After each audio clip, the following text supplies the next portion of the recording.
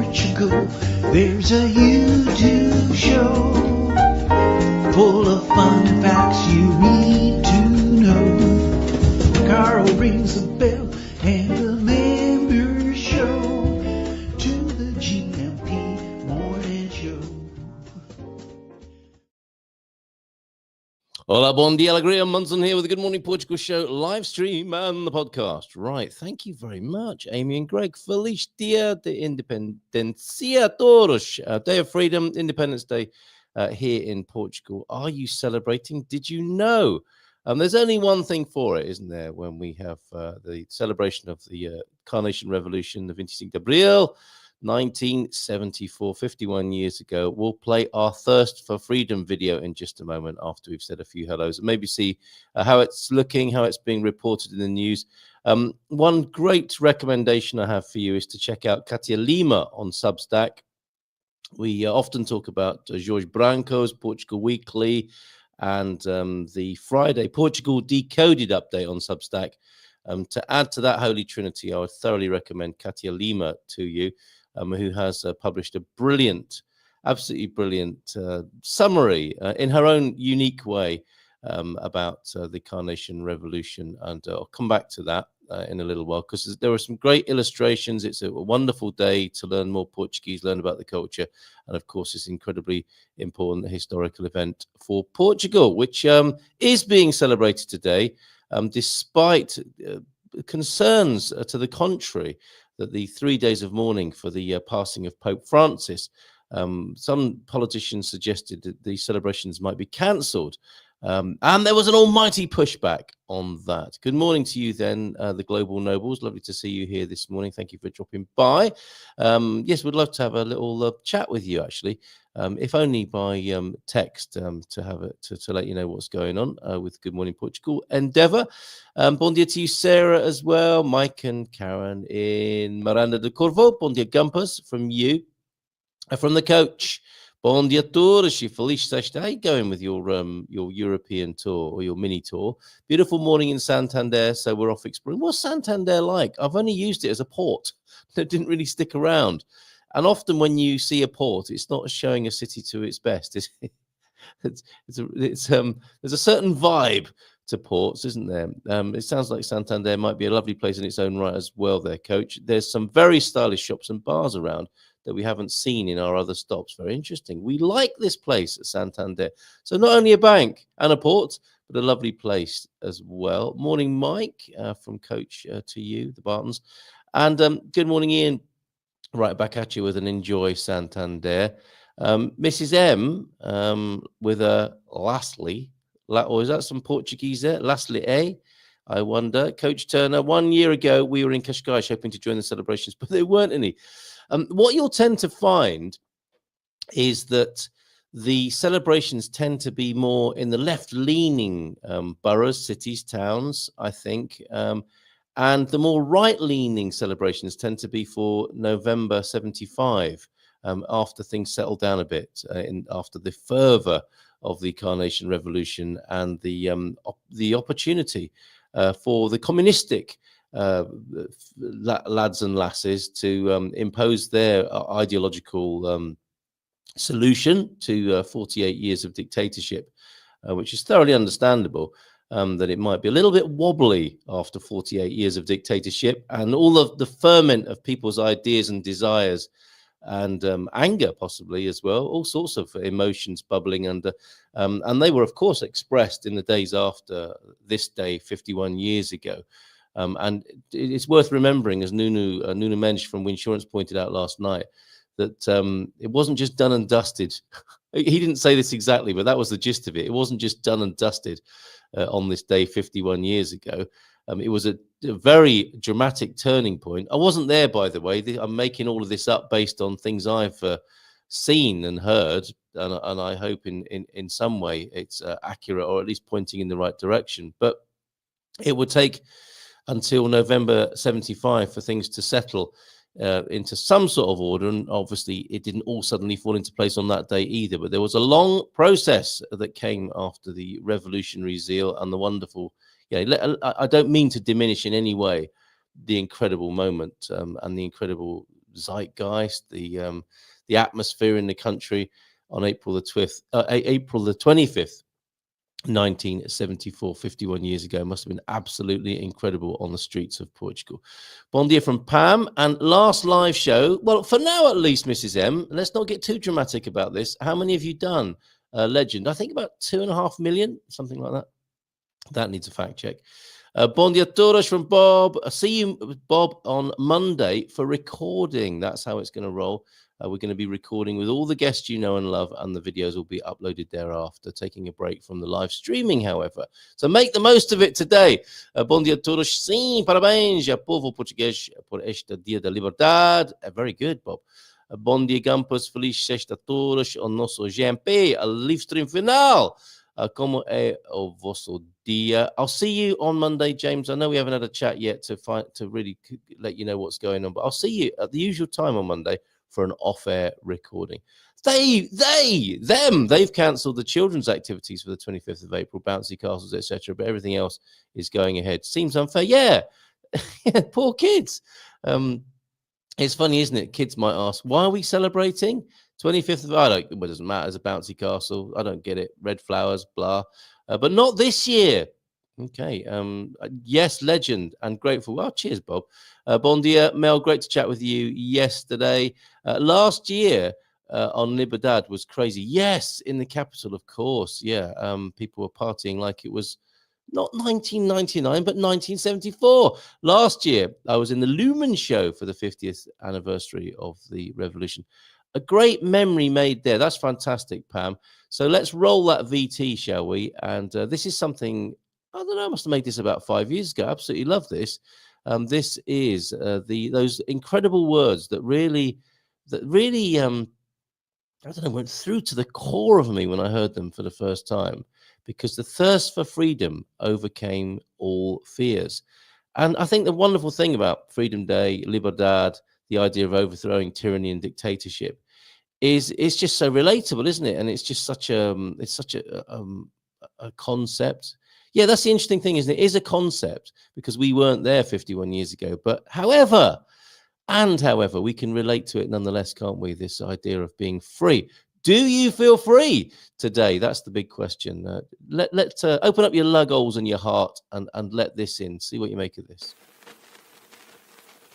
On the 25th of April, the MFA announced that the people should remain at home because they feared armed confrontations on the street. But the Portuguese population clearly disobeyed the military orders to stay at home because the thirst for freedom overcame all fears. And so people took the streets to the thousands and supported the military coup to force the resignation of the leader of the regime. The people brought red carnations and distributed them to the soldiers, who stuck them in their rifle barrels, making the flower the symbol of the revolution.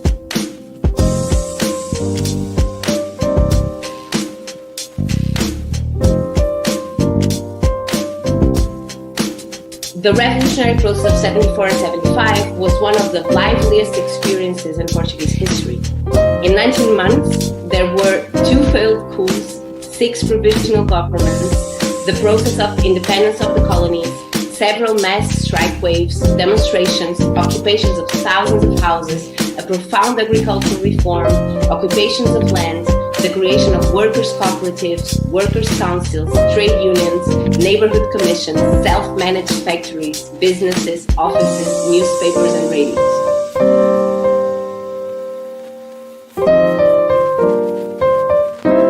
Because the thirst for freedom overcame all fears.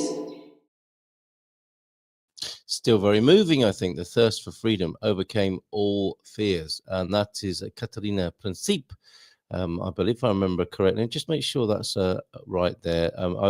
Those of you Portugal clubbers here, there is, I'll put a link to that so you can watch it again. And also you can see Grandola Vila Morena, the theme tune of the revolution, really. And yes, I found it now, the link to Katia Lima's Substack, especially for today. A revolution. It is a revelation, such similar words, and hopefully can bring about the same sort of results. A revolution, 2 songs, and a rare book. I don't want to steal her thunder or stop you subscribing, but I'll just flash it on the screen quickly. There are bare boobs in this. I noticed for some reason in her reporting, chronicling, and of course iconic pictures, as you can see there. But some of the posters from the time are really wonderful, aren't they? That the child popping the red carnation into the barrel of a rifle there. The important songs and videos, Grande la Villa Morena, as I just mentioned there as well. This is fantastic. I'll give a direct link to Katia here. Why not subscribe to her amazing work? Substack is such a good platform. It really is. And a lot of people are migrating there with their work and their writing. And Katia's doing the same, clearly, here. Yes, so Grande la Villa Morena, and also the... what's the other tune here? So that was Zé Afonso or Zeca Afonso. Yes, and I'm not sure what that first tune is. I can't remember actually. But as soon as you, E Depois do Adeus by Paulo do Carvalho. That was the signal song. That's it. E Depois do Adeus was played at 10:55. In the evening on April the 24th, and that was a signal. That was a signal to the people involved in the uprising to take to their positions. My goodness, and the importance of radio in the revolution there, to play the triggering tune that would get things moving and send a signal to everybody involved in the uprising. Incredible! And look at all these amazing pictures of graffiti, posters from the time. Quite extraordinary. Really great bit of look. Wonderful reporting, chronicling here. Thank you very much. And I suggest you do that, to pop over there to Katia Lima's Substack there and catch up with her writing on an ongoing basis. I'll miss chipping in on the live chat. Thanks for all the live broadcasts. It's a pleasure. It's a pleasure, Pam. I will be available in the mornings. I'll be over at the Portugal Club to be available to anybody who wants to chat in the morning. Yes, Liberdad was crazy last year. I missed something. I missed mentioning on the 14th of April, Monday morning show, our 3-year anniversary, every Monday morning now for 155 shows. That's incredible, James. See you Monday. Today gives hope that we can live more freely and we don't have to shed blood to make the change. Just people coming together, just the people coming together. I feel a song coming on there. We've got Colleen joining us in a little while from Portugal, the place. I wonder where she's been. I think she's been to Amarante. I suspect that's not the only place she's been to. She's shaking her head. A rare moment of peace with us here on the Good Morning Portugal show. Yeah, you can sit still for a few minutes and not be in a car traveling around Portugal or flying on a plane somewhere, Colleen. So see you in about 5 minutes. Yeah, lovely sentiment there, Mel. And I'm aware that somebody else joined us on the show called Mel. I thought it was simply Live Mel, with comments, quite near the knuckle comments, I'll call them. And I saw Mel and then thought, okay, that's simply Live Mel. I had a chance to ask her yesterday. It was somebody else. I think it might have been one of them trolling things. Well, that's very kind, T-Duck. Long live GMP. It's GMP live streaming is dead. Long live GMP. It will persist. My changes. I think it's a typical case, is it not, of sometimes change seems a bit grievous and dark and negative.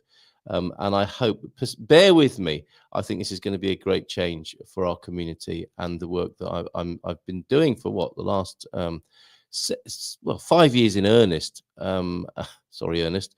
And it will continue. It will continue, I think, in a better way. But change can be a little bit difficult, can't it, when we've got used to something. Feliz Dia de Liberdade from Aviva, Ocean Dweller, as well. Thank you for that picture yesterday, which I'll include in today's proceedings. A couple of stilt walking fishermen. I'm late today, had to walk a mile. What a euphemism is that, T-Duck? Simply Live says, change rarely happens in a moment, but always starts in a moment. That's an interesting idea as well, isn't it? So true, so true. Yeah, the grind, the transformational work is not going on in the moment of realization or inspiration, but that is the start of it, isn't it? It shows any country can arise out of darkness. I think it shows us individually as well, doesn't it, that we can freedom is an inside job as well, that we can, despite what's going on the outside, we can feel free. And of course, the collective efforts towards freedom are also very important as well. But I would say the supreme act of freedom is within. Thank you for that, Mel. Old Guy in Europe, episode 12 features this topic and the quote on the GMP show. Marvelous. Thank you very much. Thank you very much for that kind gift as well. That's got to go towards a bottle of bubbly, isn't it? To the coach from T-Duck. We walk about 5 to 8 miles every day when it isn't raining, but today we had to go get the car. We drank a bottle of Espumant last night and ditched it. Oh, okay. It's the walk, not the walk of shame exactly, but the walk of responsibility, having left the car. I did that last Saturday night, and I had parked it in a very Portuguese way, just hanging off a curb outside the club.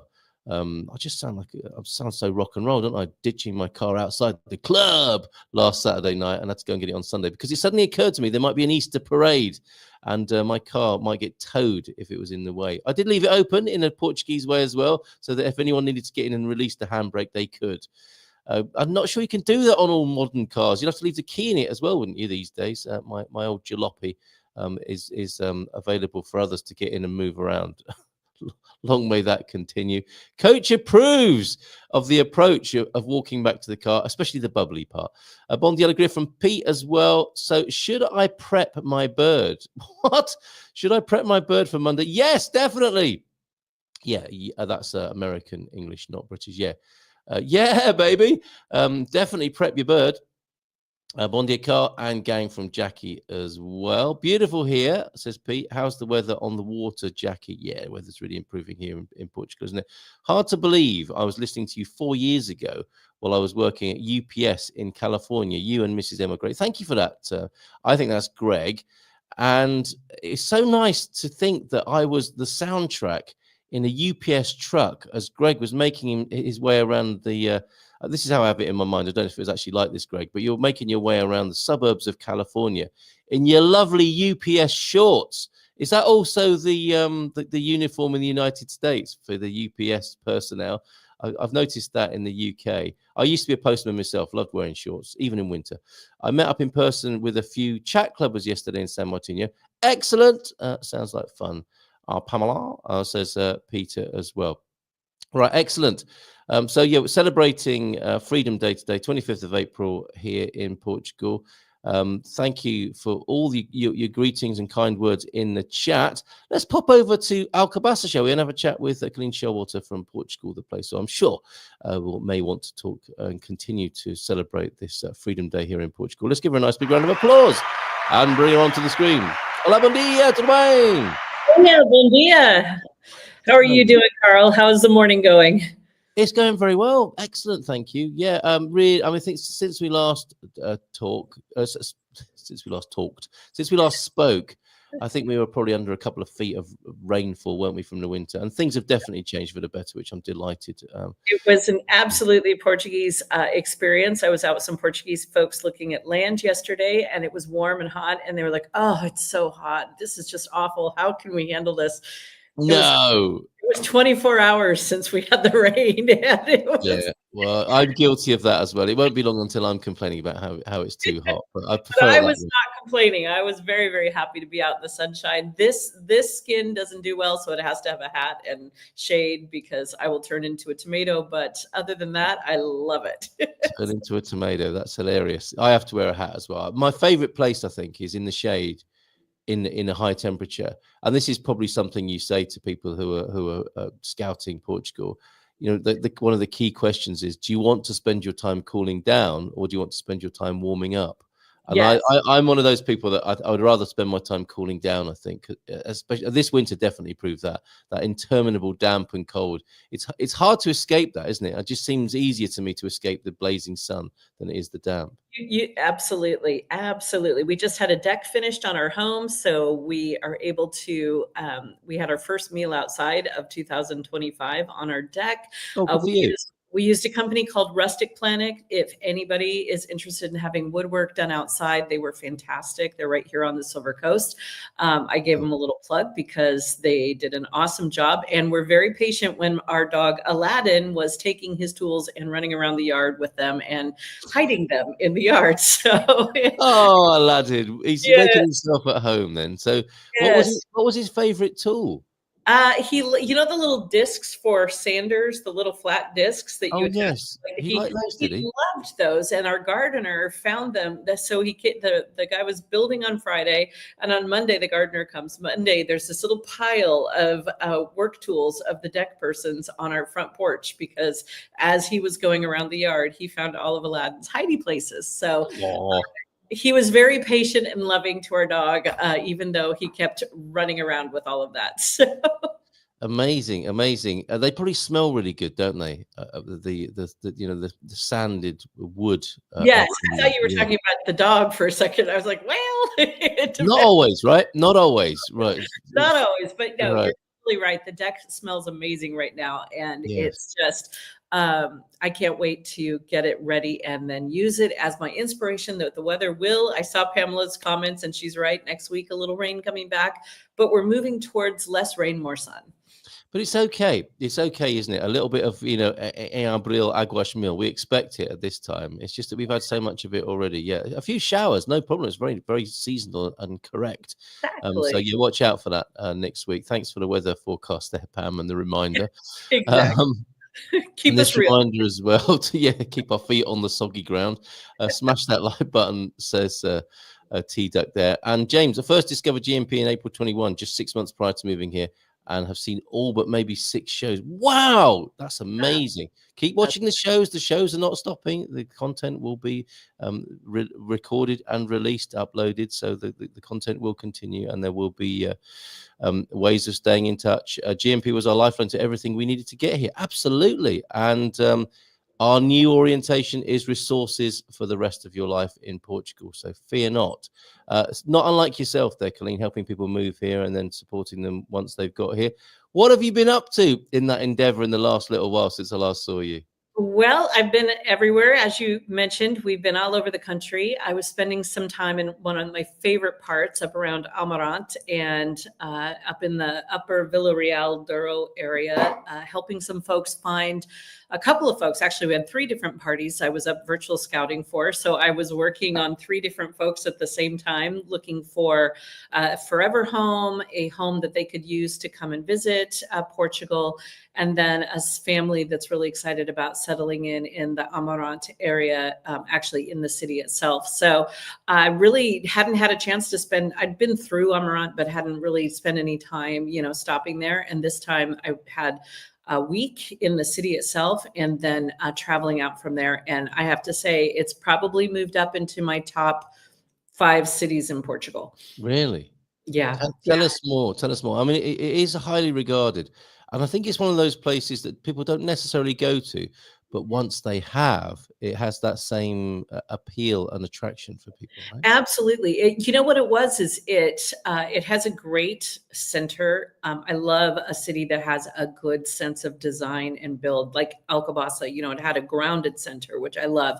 But the positioning of Amarante, 45 minutes from the Porto airport, you've got beautiful motorways that connect you through different parts of the north. But it is so contained itself. It has all the services you need to live there without having to go elsewhere. But the city's vibe, the energy is incredibly inspiring. The beautiful river winding through it, and then the historic bridges and the city center and the food and the views. It has it all, really. And it's a great size city if you're looking for something that's adjacent to a larger community, but gives you more of that kind of Alcobaça feel, the walkability, the history, all of that. It's phenomenal. And of course, Napoleon, that's really famous for Napoleon's troops trying to move through Portugal and having quite a battle right there at the bridge. And you can still see where they were fending them off, where the cannonballs have nicked the pyramids at the end of the bridge and everything. So it's just rich with history. Pyramids. Pyramids too. Little pyramids, like the little pyramids on the posts at the end of the bridge. You can see all the pockmarks from the cannons. I mean, that's crazy, right? Like the fact that you could be standing there and people are walking by and there's this visible living history of things happening hundreds of years ago. Amazing, incredible. And you mentioned food. What is the speciality? What did you enjoy there? Well, the food was fantastic. You know, North has some really great dishes. Yeah. We really experienced some wonderful, really, really, really local places where you have the grilling and the meats, especially like a shepherd's pie kind of vibe with a veal base with mashed potatoes that had like this golden crust on the top that I'd never had served in Portugal like that before. And it's golden crust. Yes, it was delicious. It was a local specialty, and then we had it in a couple of different restaurants, and that was really. I mean, I've never turned down a good mashed potato type covering on anything, so that was a nice surprise. I was like. Of the many things we can be remembered for, she never turned down a potato topping. No, never turned down a potato topping. But the other thing, Amarante is similar to Caldas de Reina, as that they also celebrate fertility, and they have a lot of. I know what you're saying. I know what you're saying. Right. Yes, okay. They have a lot of pastries with a substantial amount of filling and size to celebrate. We get the gist. Right. Wow. Okay. So, but they do have amazing. The river has all of these little pastelerias and cafes on the river. So you can sit and have a view, and they have parks, and then you're just minutes. If you want to go up for spas, for wine tasting, to have a different access point into the Douro to some of the higher up wine, as opposed to like Paseo de Regua, which is right down on the Douro. This will take you in up going by Villarreal and up into some other amazing areas that you might not have thought about, but it's a fantastic place to use as a base and then drive into the valley. It's incredible. That sounds wonderful. So presumably your clients there were delighted by that. Yes, you know, it was fun to introduce them to it. That's what I've loved after, you know, now on 5 years of being in Portugal and really doing what I do is it's so rewarding to share something with someone that they've never even heard of. And then they do the deep dive research, and then they get there, and then they're just like, this, I didn't even know this was possible. And for me, it just makes it fresh every time, you know, to see it through their eyes. So it was fun. And then I'm not tortured. I'm drinking wine. I'm in fabulous restaurants. I'm, you know, up in beautiful eating potato toppings. Yeah. I mean, it could be a lot worse. It could be a lot worse, couldn't it? Exactly. So, you know, I don't intend to stop anytime soon. And I love this beautiful country. We're actually leaving. We're doing this show. And then today, our celebration of freedom is having a little freedom from work for the next. Good for you. So what you got? Okay, would you mind saying what you've got planned? Yeah, we are taking Aladdin on his first road trip, his first overnight trip away. And so Dutch, Aladdin, Clyde, and I are driving down the Alentejo coast, and we're going to a little spot. It's out of the middle of nowhere, Sao Tintiano, and it's just a fantastic little bed and breakfast. It has a cottage. They're very dog friendly, so they are allowing us to bring a 9-month-old puppy with us as well. And it's right on a little cove beach, and we're going to go down and just spend a couple of days reading. And I love doing art projects. That's kind of my side thing I love to do when I'm not working. And we're just going to go and spend a couple of days off of technology. Yeah, that's amazing. Okay, talking of technology, there's a comment that's just come in from Peter here. So have you made enough shows to generate an AI Carl? He's rumbled me. That's exactly what I'm doing. Actually, no, Pete. And this morning you can read. You were in the printed version of the Portugal Resident. You can see my latest article on my thoughts on AI. And yeah, Munson versus AI basically. And one cheap shot I take at AI is I asked AI. I went head to head in this article. Sort of 10 things people should know about Portugal. And I was thinking, what would it come up with? And it was talking about the inland. What reminded me was it mentioned how hot it gets in the Alentejo because it's inland. And of course, you mentioned there is an Alentejo coastline as well, which is alongside Amarante, a beautiful, well-kept secret. The Alentejo coast is similarly wonderful and not very well known, right? The AI is one of my most frustrating parts of the I bet. developing whatever you want to call it. More and more clients will be like, well, I used AI to tell me what neighborhoods I should live in Lisbon, or I used AI to tell me what the blah, blah, blah. And it's wrong. So many times it's just pulling from whatever most recent article or blog or comment. Nothing's vetted. It's not done by, this is, okay, you got me on my little soapbox here, but Yes, go ahead, please. it's not human. It is just an algorithm that's pulling together data that it's finding. It's like a kid doing a report for a teacher and cutting corners and using someone else's paper. Colleen has taken a red pen to it. She's scratching the work of AI. Do it again. We actually have to go backwards with people that have used AI, because now they have something they believe. For some reason, they believe if AI told them, it must be true. And so then we have to go back and uneducate people and make sure that they are actually really level set on the reality of what they are going to do.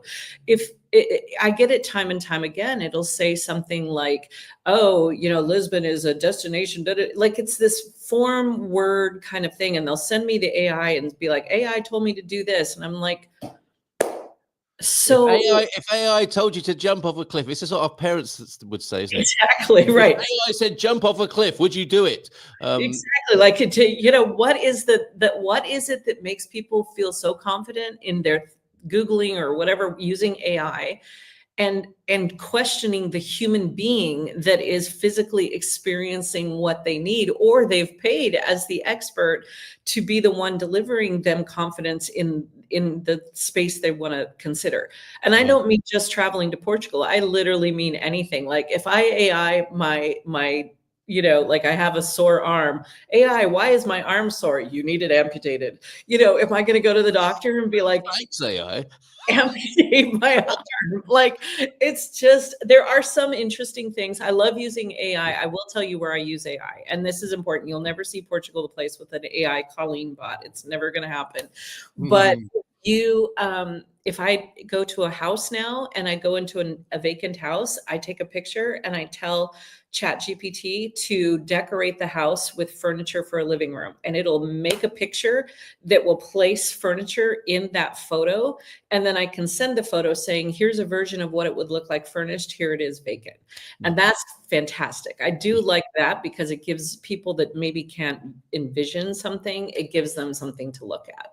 Yeah, and it's early days, isn't it? And I think we are. I was saying last night, on a call, we're in probably the mid 90s, aren't we? In relation to the internet. Do you remember? 93, 94, people were talking about the internet. Bill Gates was saying it will never work. It's a terrible. He might have been right. He might have been right. I don't know if it's actually working or not. Well, that's true. That's true. But there has been a curve, hasn't there, of like people thinking, oh, this would be a really good place to put my business card on the computer so everyone else can see it. And it began like that, didn't it? And people were saying, oh, it takes so long to get on. And, that's where we're at the moment. And it's interesting. I think you used AI as a verb. I AI'd that. That's what's happening, isn't it? And Google, we notice, is being slowly replaced by the AI results, isn't it? You search for something and the first thing you see is a collection of AI scrubbing of the internet and a conglomeration, like a school report, as you say. And sometimes it can be very good and helpful, and it's a good start. And sometimes, like this one, as Mel's found, said AI said Portugal government processes can now be done easily online. I think that's just computers defending other computers there. Possibly, I know, right? We must stand up for our own, and we should keep our voices down because this criticism is also being recorded. Exactly. There'll be a little hurt robot somewhere who will remember this. They're going to reduce our search findings immediately. Portugal, the place good. So it's like, that's right. And we'll be reminded in like 2040. Did you say on the 25th of April, 25, that AI isn't very good as we stand in a robotic court? I know, right? I'll be called out. So, that's right. It has its place, and I totally get it. But it's critical thinking that I'm afraid is just just seeping out of our brains faster than we can understand what's happening. We are getting so dependent on having things spoon-fed to us with very little work. And what I'm so afraid of is the critical thinking just disappearing. I'm talking to more and more people thinking about moving to Portugal that have done zero real intentional research into what is the country.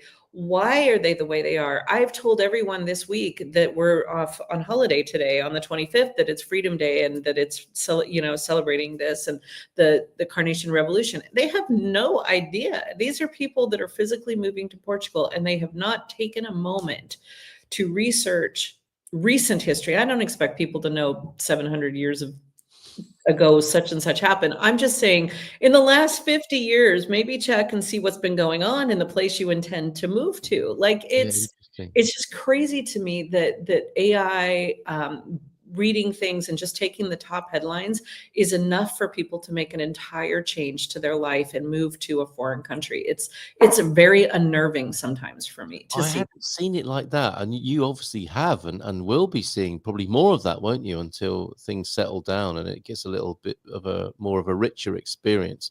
For me, in many ways, it's kind of taking us to our rationalized digital limits, and it'll remind us of who we really are potentially. I hope that's what happens. I hope so. I hope so.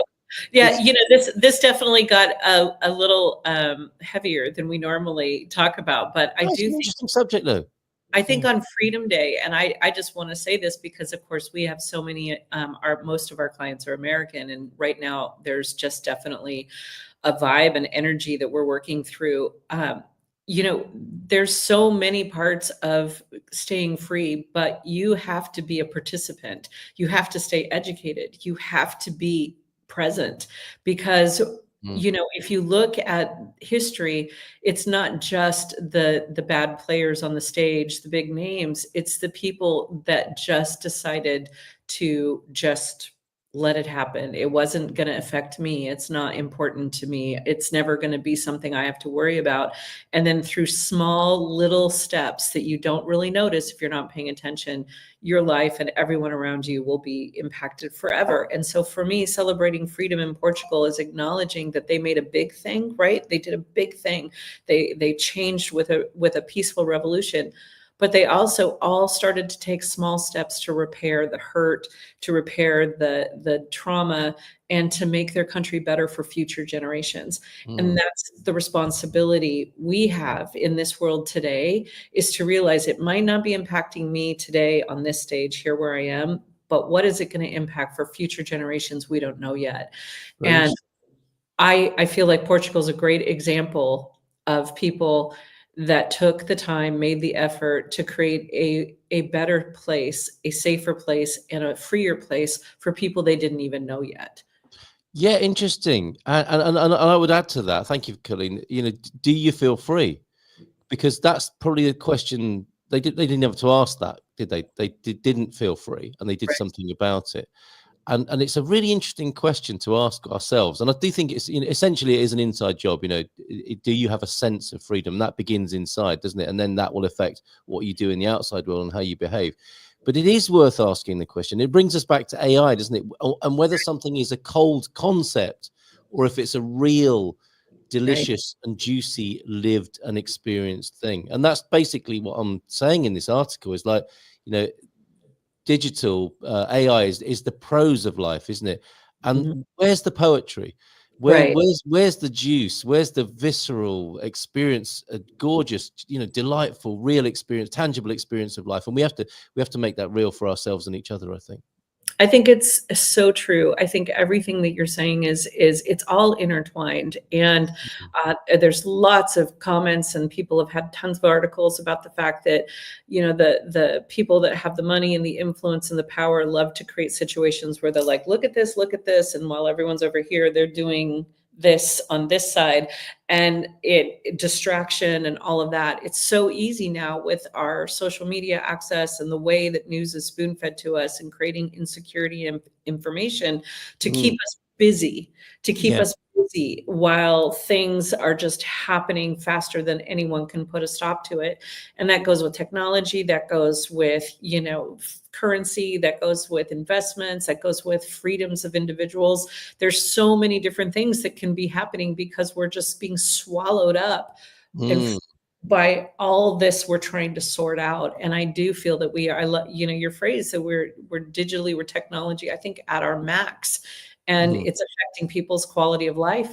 Like what I just said, we're going away for 2 days and digitally unplugging because at a certain point, I just feel like it is all consuming, that you spend more time thinking about things that are virtual than you do being present in the space that's right around you. And it's just very concerning to me because life is short, right? The AI little guy will be here for perpetuity. We have a finite amount of time. So we do. And I love how you're celebrating Freedom Day. Excuse me a moment. Sorry, I didn't want to cough on you then. Have a wonderful day. You're free. You're today is an expression of freedom on Freedom Day in Portugal. You're heading to the Alentejo coast. It sounds absolutely wonderful, and a bit of freedom from the stuff you just talked about and that we've been mentioning this morning for at least for a couple of days. How lovely! So have a wonderful time. I'm going to miss you, Carl. I'm going to miss this opportunity to catch up and to be able to share our thoughts. I've always truly enjoyed being part of your program. I know I came later to the game on it, but I've been very honored. And I just want to thank you so much for supporting us and being part of our journey as well. It's just been phenomenal, and I'm truly going to miss these conversations. So we can have others. Let's find different ways to do this. And I think we know that there are going to be some spontaneous outbreaks of live streaming from time to time. We're just changing a little bit of emphasis. So right back at you. It's been great fun chatting with you, finding out where you've been and your Portugal, the place, special take on life and living here in Portugal. So have a fabulous weekend. Love to Clyde, to Dutch, and to Aladdin, and we'll see you soon in some other way or form. All right. All the best. Freedom. Okay, all right. Jojo. Right, there she goes. Oh, hold on a minute. That was a bit too soon there, Claire, just bringing you straight on like that. I want to give you a bit of a build up here this morning. So, yes, Claire's joining us this morning in just a moment. And I, thinking about the interviews and the continuing conversations I'll have with people offline, and then we'll upload them to YouTube. The key words that came up for Claire are hearty, healthy, and happy. And this morning she's going to be talking about the top 5 health tips, and it's going to be Portugal related. I don't know if it's going to be age related. She's not allowing me to talk about age. Let's find out about it. Morning, Carl. How are you? I'm well, thank you. I'm well. Yeah, on this Freedom Day. Are you celebrating? I always celebrate freedom. Freedom is within me. You've got to be free. Absolutely. If you're not free, what are you? You're confined. You're locked up. You're stifled. It's not good. Yes, that's right. That's interesting, isn't it? You can have sort of conceptual freedom of movement, if you like, but you can still feel imprisoned mentally, and that's something we have sovereignty over, isn't it? Yeah, you're free in your mind, but the thought police are coming. Oh, don't get started. Don't get us started.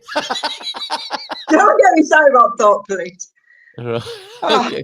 I think I might try and get you started a bit later on, but let's talk about health tips. And I notice every time I talk about aging, you steer me away from the subject. You don't like to frame it like that, do you? You are as old as you feel.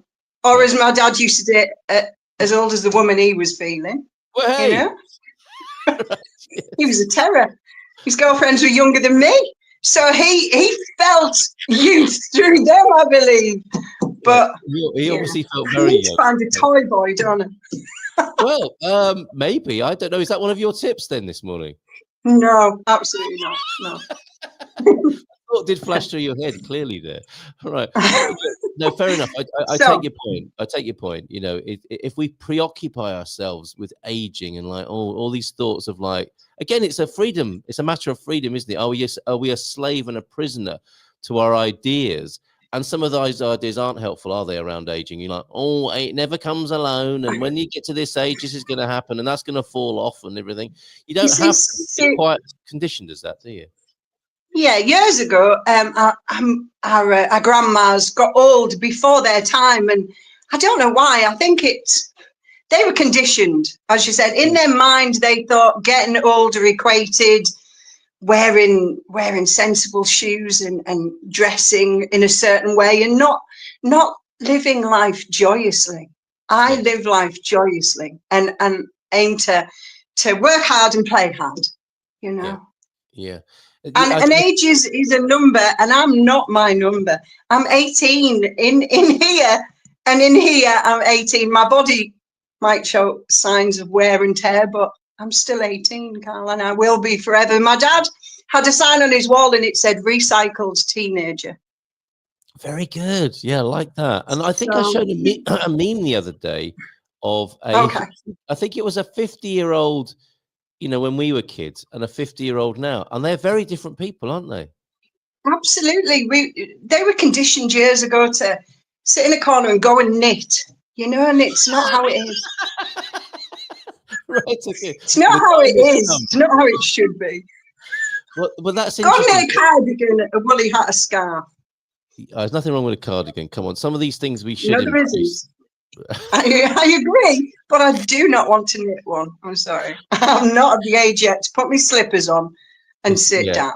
It's not a sign that you want to see in your. You don't want a bag of knitting next to your chair that's easy to get in.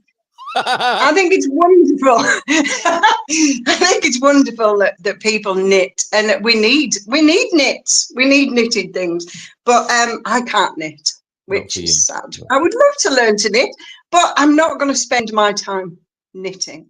I'm going to spend my time living. Each to their own. And so if we it's a winter thing, knitting. Okay, yeah, and fair now enough. the sun's back out. Unless you opt for the woolen bathing suit, that was definitely a summer knitting. Shouldn't take long for some of us either. Good morning to you, Barak, this morning. Lovely to be in communication with you. As our text back and forth. Good to see you this morning. Thanks for getting out of bed. But going back to this conditioning thing, then, if old people in the old days got conditioned to be old, we can use that very same technology to choose our state of mind. It would suggest. You are your state of mind. If you live in and everything affects your mind, and you're upset and you're unhappy, then you can't see the good in where you are. If you only see the bad, then that is your mind controlling you. You've got to control your mind. Amen. Absolutely. And so, okay, so let's go through these healthy tips then. And this is what we'll be doing as we speak to all of our guests. And Mel saying here, yeah, thanks for all you do, Carl, and all the other contributors. I mean, it's a massive team effort, this, and that will continue. I will be continuing to have these conversations, and actually want them to be a little bit more strategic and purposeful. Hence, this morning, we've got Claire here talking about some health tips. Now, and obviously, I'm not allowed to reply it to aging or anything like that. They're just generic health tips, right? For everyone, for absolutely everyone. Yes. So my first health tip, number one, and it's really important in Portugal or hot countries, is to stay hydrated. Mm-hmm. If you're dehydrated, your brain can't work. It really can't. This is what we have to face. And you need your brain. It does help, doesn't it? But you know, the thing, you drink this amount of water, stay hydrated. It's like it's not something we haven't heard before. And in many ways, I think people think, oh God, stay hydrated, blah, blah, blah. But it's actually vitally and crucially important. And we know this, don't we? When we get into that brain fog, and all we needed was a glass of water, and we begin to think it might be something else. It's like, do I need to see a psychotherapist? I can't think straight. So just have a bloody glass of water is the first thing to do, isn't it? Well, but put some salt in it, Carl. Put salt in your water. Pepper? Pinch of salt. No, not pepper. Can't stand pepper. Season your water. Okay. Why are we putting That'd be salt? good. Water spraying out your nose. No, but you should have good salt. Please, if any of your watchers are listening, please throw away your table salt. Your table salt is bleached and it's awful. All it's good for is spreading over paths if it's icy. That's all it's good for. Slugs. Use Celtic salt, which has like 72 minerals in it, or sea salt. Now, the reason you need salt in your water is to hydrate your cells. So you've got outer membrane, inner membrane of your cell. The magnesium in the salt opens your outer cell of your outer membrane of your cell, and that lets your cell be hydrated by opening that outer membrane. Okay. So top tip is not just hydrate with salt and water, and good water, spring water. I went to a spring, my friend Rosie, hi Rosie, told me about the other day, and just got water out of the mountainside. And amazing. I don't like the municipal water. I'm actually on well water, but I don't drink my well water because it's got bacteria in it, so that's no good. Oh, okay, yeah. So good water. Good water, spring water. We've got some fantastic bottled and even boxed water now. I showed one of these a couple of days ago. Wow. The Monchique box, 7 liters. It's alkaline as well. I think that can be quite beneficial too, as I understand. Brilliant. Yeah, alkaline and water, and put salt in it and drink it all day. Yeah. Right. Because how much water do we sweat, especially when it's going to get to 40 something degrees probably this summer? Right. I don't sweat. I just gently glow. But I take your point. Perspire at worst.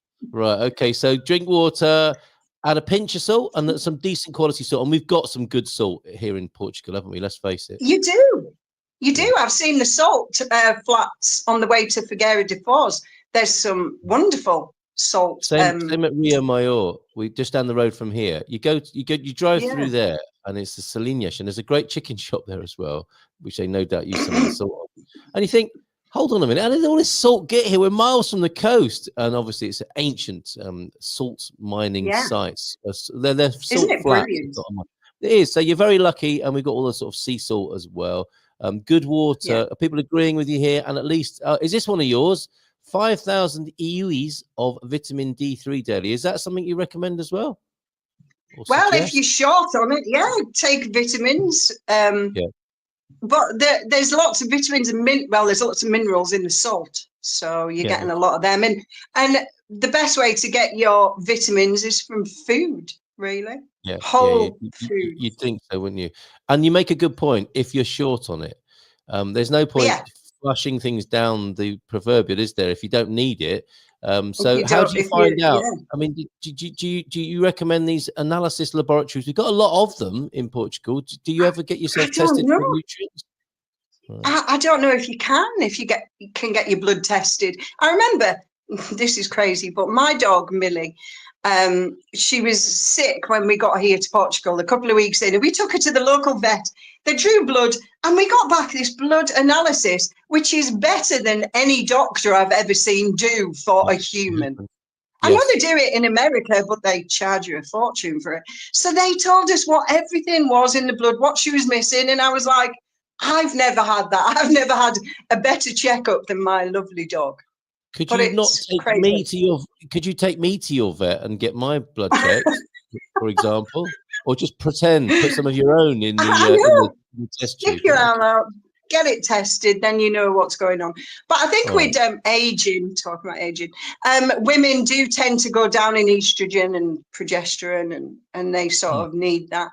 But I'm very lucky, touch wood, that I've never needed anything apart from my vitamin D, water, salt, healthy foods, exercise, sleep, friends. So should we move on to number 2, which is intermittent fasting? It's a lot of value there already, and we're only on number 2. Go ahead. And is this number 2 about having healthy number 2s? Have you got time, Carl? Have you got time? We'll make time for this. I'm a bit worried about talking about number 2s. It happened on Garvo's new midweek show. There was a lady on there talking about colonic irrigation. And I'm a fan. You know, I've been through the process. It's not something I would want to do every week, but it was a very interesting process, and I'm sure it's very, very useful. And the lady you're talking about was fantastic, but it's not the sort of thing you generally talk about. Is number 2 about number 2? No, it's about intermittent fasting and autography. Right. Okay. So autography is when your body goes into repair mode. I've got you. Yeah. It starts repairing itself. And normally, your biggest organ in the body is your digestive system. Yes, yes. So if you do intermittent fasting, then your body is not digesting anything after 16 hours. And the best one is from 24 to 100 hours. Just drinking salt water. I know it sounds insane, but it resets your body. It does autography, and it gets you back on a clean bill of health. Really, it repairs your body at a cellular level. So autography and intermittent fasting. I think there's a lot in fasting. I thought you were saying there's a huge amount. Intimate fasting. There's also intermittent farting, which I don't recommend. But I'm not into that. Who is? Unless it's them doing it. Okay, but fasting. And I realized when I was ill. I was ill a month ago, and I had a sort of flu episode. Okay. And I think the key benefits of it was I didn't eat for a day, and I think it did me the world of good. I think it does, absolutely. Yes. Also, if you've got a cold, you should put a slice of onion, wrap it with cling film, onion on the sole of your feet, wrap your foot with cling film, put a sock on, go to sleep. In the morning, you'll feel much better. That is the sort of thing Granny used to say. Absolutely, absolutely. We've got some great comments. And the old ways is the best. Never mind Big Pharma. Get away from Big Pharma, I say. Be careful of big farmers on tractors. Okay, right. So I've got lots of farmers around here on tractors. A Lamborghini tractor my farmer has. The Lambo driver, like Jazz. Yeah, fantastic. Hey, number 3. Number 3 is exercise. Okay. Do we exercise have been? Yes, you do. Do you know exercise has been proven to lift your mind? There was actually a study. Now I can't remember who did the study, but I think it was a psychologist, and he had schizophrenia patients. Yes, schizophrenia. So he got all these schizophrenic patients, and he made them exercise for 20 hours a day. 20 hours a day. Constantly on the go. That sounds like torture. It does. But you know what? At the end of the week, I think there was only 4 of them that still had schizophrenia. The rest were cured. They didn't have time. They didn't have time to think. Okay. All right, very good. So exercise. So as we age, which is an awful thing to do, but as we age, our body loses muscle mass at an increased rate every decade. And we need muscle mass for actually being able to do things, stand up and move. You need muscle mass. So exercise, some HIIT, high intensity training, 30 seconds running and then 30 seconds rest. 30 seconds, it's quite hard. You think 30 seconds that's nothing, but it is hard. But the more you do it, the easier it becomes because your body gets used to it. And they say 2 minutes 3 times a week of doing that. 2 minutes. Michael Mosley, look him up. Very good, excellent. HIIT training. And then you've got to do weight training to build your muscle mass back. And they say the stronger and healthier your legs are, the longer you will live, because you won't be doddery. I'm not doddery. You won't be doddery and fall over, break a hip. You're in hospital. You're hardly ever going to come home. You're not getting out of that. You're not getting out of bed again. Long walks, very good. The hilly terrain. Long walks are wonderful for you. Yeah, and long walks, especially in the forest. Does lifting a potato count? No. It depends. If it's a 10-kilo bag of potatoes, yeah. You need a big farmer who's growing big potatoes, don't you? I think. Okay, so exercise, weight training, high intensity, fartlek, that kind of thing. Very good to deal with this muscle mass thing. I have definitely noticed that. The things I've noticed are my knees talking to me. Are making noises and also getting a bit flabby. I mean, not flabby in the sort of obese sense, but like, skin tone is interesting, isn't it? How that changes. So thank you for that. Where do we get to? Number 4? We're on 4, yes. So less stress. The less stress you can have in your life, the better. Meditation Yeah. Celestial sounds. Namaste. Namaste. So you need a bit of meditation and just like 10 minutes a day, just to sit and be quiet. And as the lady was saying before, get off social media, get your phone away, get everyone away from you and just sit and contemplate the world. You're right, very good. It's lovely. It's lovely just to de-stress. Bit of yoga, for stretching. That goes with the muscles and the health. Yeah, absolutely. I've been doing this in the morning. I want to get out of bed now. This is a new thing for me. Quite a few changes. Well, the sun's out.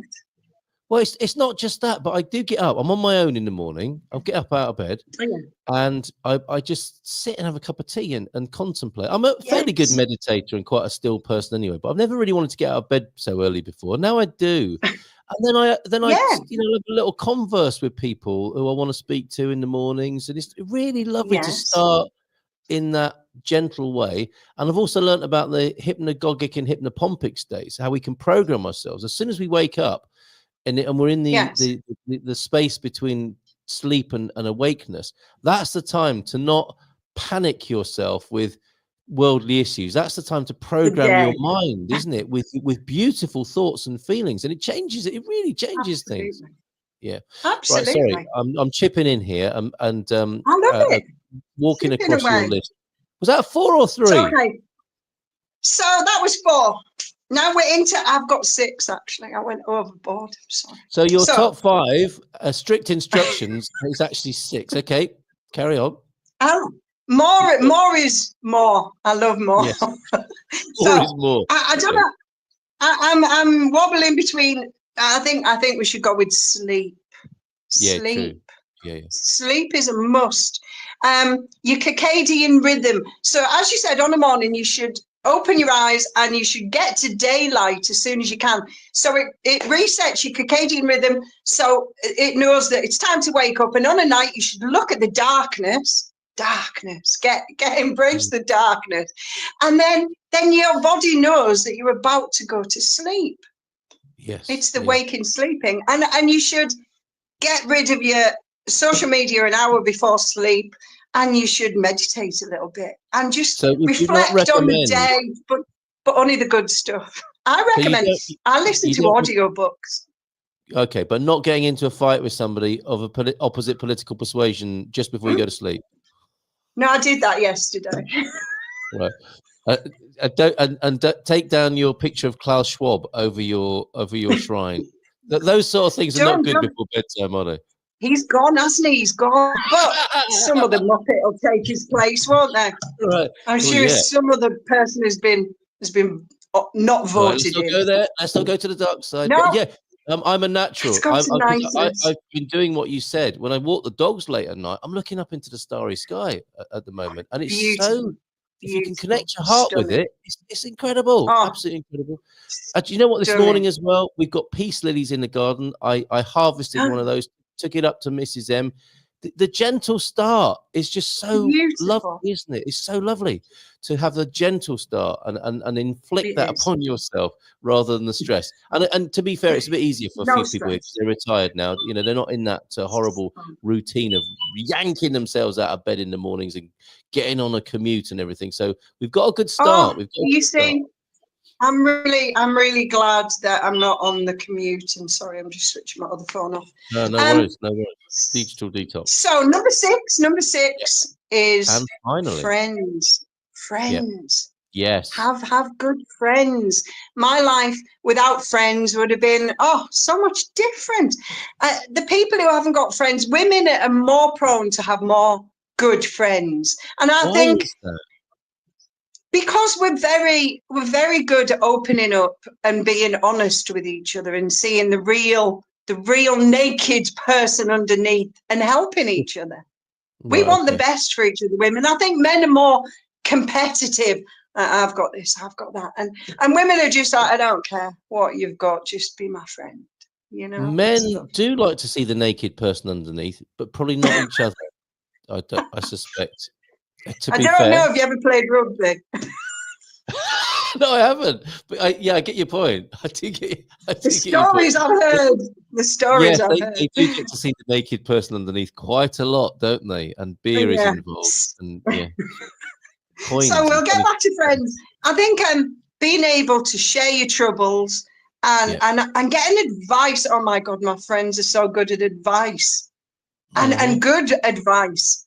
You want good advice. Really good advice. Just Claire, about anything and everything.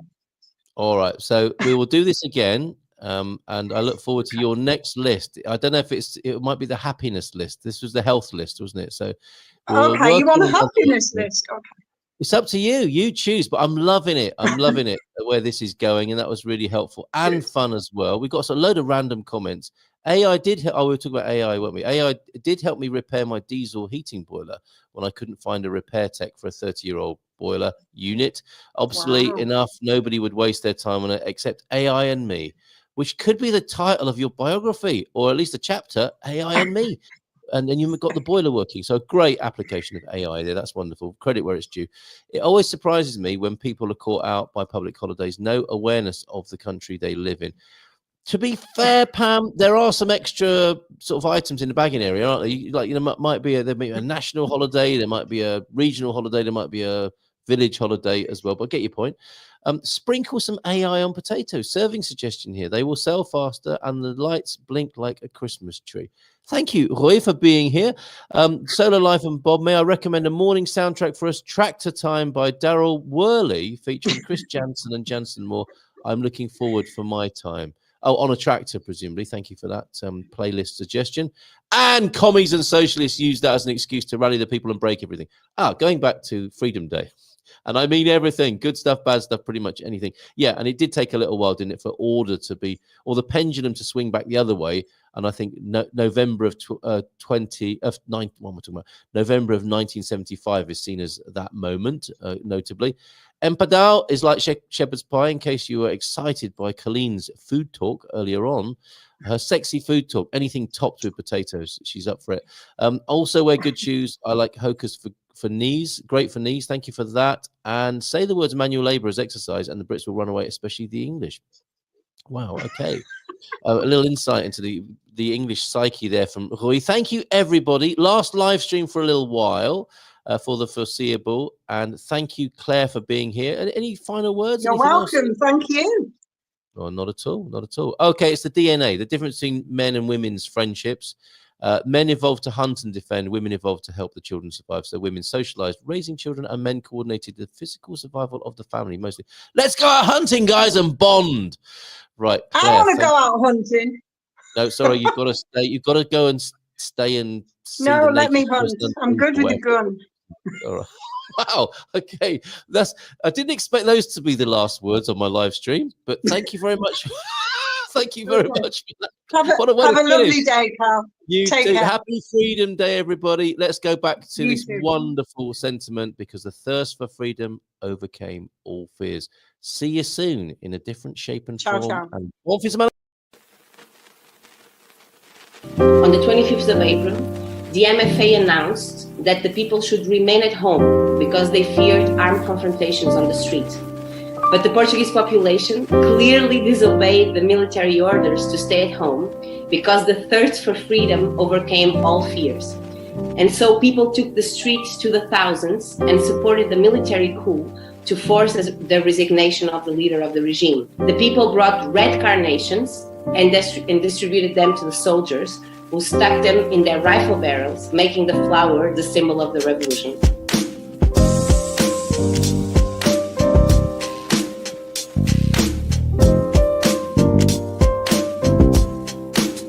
The revolutionary process of 74 and 75 was one of the liveliest experiences in Portuguese history.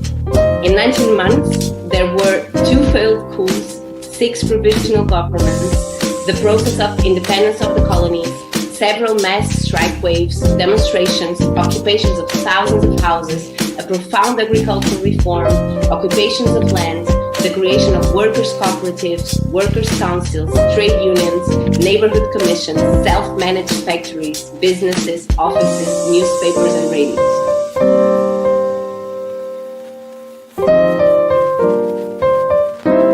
because the thirst for freedom overcame all fears.